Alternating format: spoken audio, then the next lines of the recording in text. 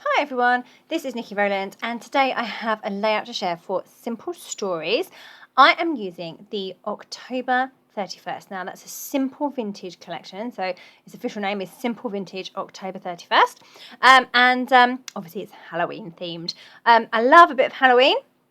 I love these papers.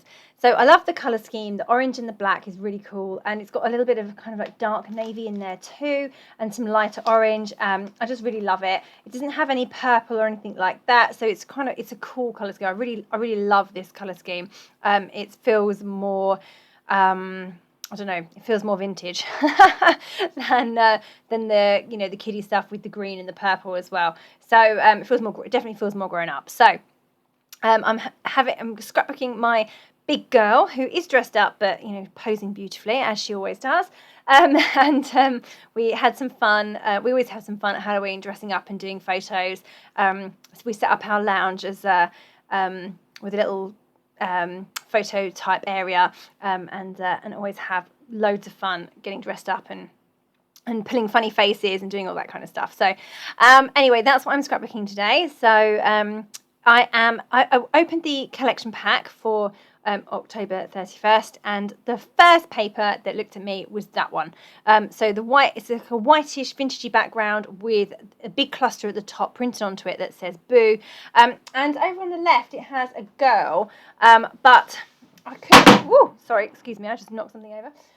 But I couldn't fit my photos and keep the entire cluster in place, so I've had to cover her up, which was very annoying because I really liked her. She's very cute.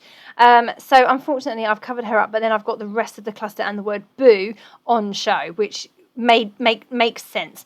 If I'd covered up the other half, I would have lost some of the letters, and I wanted to keep the word Boo. So also it just worked well with my photos. I've just decided to anchor them there at the top. They needed to be touching that cluster in order to feel like the layout was coherent. That, unfortunately, the sacrifice was the girl had to be covered up, which is a bit of a shame.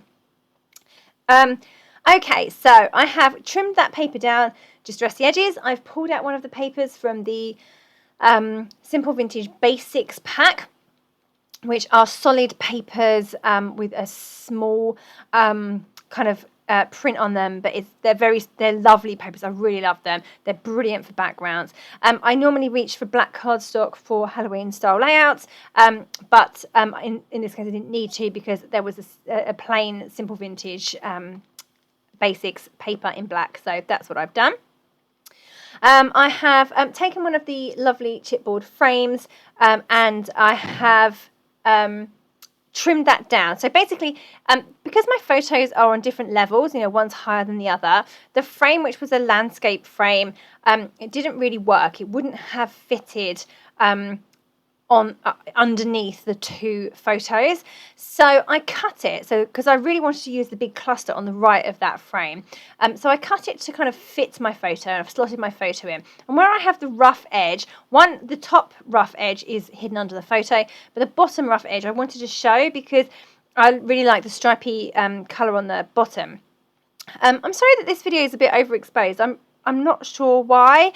I haven't done anything different, so I have to fix that for the next time I film. So sorry about that. So you can't really see the colours that well, and you definitely can't see my photos. I have a bit of a glare on them, so I'm sorry about that. I don't know why that's happened. Anyway, going back to the cluster, the other frame, I have the other half of that frame I have hidden behind the other photo, if that makes sense. So I've got the right part of the frame poking out from the right hand photo on the right side, and the left part of the frame poking out of the left photo on the left side. So it's the best use of a frame, considering that it didn't work in its entirety. So I definitely made it work for what I had, and that works for me. Okay, so I've kind of figured out where all of my main elements, so my two photos and my title, are going to go. I thought I would get my paper stuck down, and then I decided that I would offset it slightly and bring it down towards the right hand corner a bit more, and have this kind of like strange jaunty corner angle. And then I thought, well, that gives me loads of space to add another pattern paper. So I grabbed out that black and orange striped one. And I've layered that behind the main paper, and I've distressed the edges of that as well and curled that over, and then I've stuck the two together on top of that black basics paper. So I like this design. I haven't done it for ages actually. It's one of the designs I used to do all the time, but haven't done it for quite some time. And this one totally happened by accident. I wasn't planning to do this at all, but it just kind of worked out. And I also like the way that the photo is now able to sit off the edge of that paper and have as much of that cluster showing as possible. I still had to lose the girl, unfortunately. I've got the frame poking out of the left photo, and that's going over onto the black part. So I just really liked how this came together. Oh, by the way, I mounted my photos onto a piece of 6x8 paper from the paper pad. I went to go and cut up the journaling cards paper because that's quite often what I use to mount my photos. And then I couldn't bear to cut into it because the reverse side is so lovely. So I've saved that paper lived to see another day, and I never know, it might end up as a background at some point, but I just couldn't bear to cut into it. So I went for the 6x8 paper pad instead and grabbed a paper from there, which is a black and white check. Yeah, so now I'm just kind of getting everything in place and stuck down. I decided to put my title to the right. The title is from the foam stickers, not chipboard or anything, just from those fabulous foam stickers. It was actually in a strip that said So Wicked, but I didn't think So would work, so I've gone for just Wicked. And then adding some chipboard pieces. I've got some chipboards from the chipboard clusters pack, and the little clipboard is there. I've got some other foam stickers on here too, and then I've got two little banners under the word Wicked that say "Too cute to spook" and "Boo to you." That's Oh, I've got an extra bat there for some reason. Yeah, I'm now just popping in that chipboard October banner. I love that it is not a perfect curve, and that it's all kind of been blowing in the wind, I suppose. But I love that it's a funny angle. It just works well for Halloween stuff, doesn't it? Halloween's not perfect, so yeah, I think that's cool. I am sticking down all the bits and pieces. I've got some bats, chipboard bats. I've got chipboard hearts. Over on the left side, I've got these two hearts. One's chipboard, one's foam.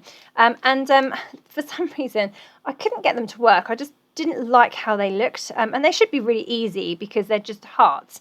So they're orange hearts with black spider webs on, two different sizes. So they really should have worked. So I'm really unsure why they didn't. So anyway, I come back to that little cluster in a minute and solve that problem. But top, I've just added the word eek. That's a piece of chipboard. And I've added a heart there as well. That's chipboard too. I do want to put a little bit more in that cluster at the top there too, but I'm just not quite sure what. Here I've found the perfect thing. On the decorative brads, there was a piece of chipboard, which is like a banner, but it was ascending as opposed to descending, so therefore I could pop it into that layer, and it made complete sense. Over on the left side now, I am adding, trying to figure out what I can add into that gap to make it look a bit better. So I just found a ticket in the bits and pieces, and I've then put a a decorative brad. This is wickedly cute. And then I've got another decorative brad which is black with a spider web, and then a small one as well. I've also, underneath that heart, taken off the smaller heart and then added a little round doily with a witch on and popped that underneath there, and then I've put the heart back on there. And that just solves that problem. It just made it look a little bit better, a bit more to that cluster rather than just a couple of random hearts stuck there. Definitely prefer how that looks. I added decorative brads at the top as well, and in the big cluster on the right hand side. And I've just extended my cluster, big cluster on the right, all the way down nearly to the bottom of the page with that big pumpkin. So cute, I love those. The bat and the small enamel decorative brad there. And now I'm just going to finish off with some splatters of black acrylic paint. I'm using a paintbrush because I want them specifically placed rather than shaken all over. So I'm just covering my photos and flicking those on there with a paintbrush. So there we go. That is that layer all finished. There you go. You can see it a bit better now. It's less exposed now. Sorry about that on the video. I'm not sure why. I have messed around with contrast and I wasn't able to fix it. So I'll have to figure that out for next time. So I hope you have enjoyed this layout. I loved making it. I love Halloween products. Make sure you check out Simple Vintage October 31st by Simple Stories. Thank you so very much for joining me today. That was Nikki Rowland.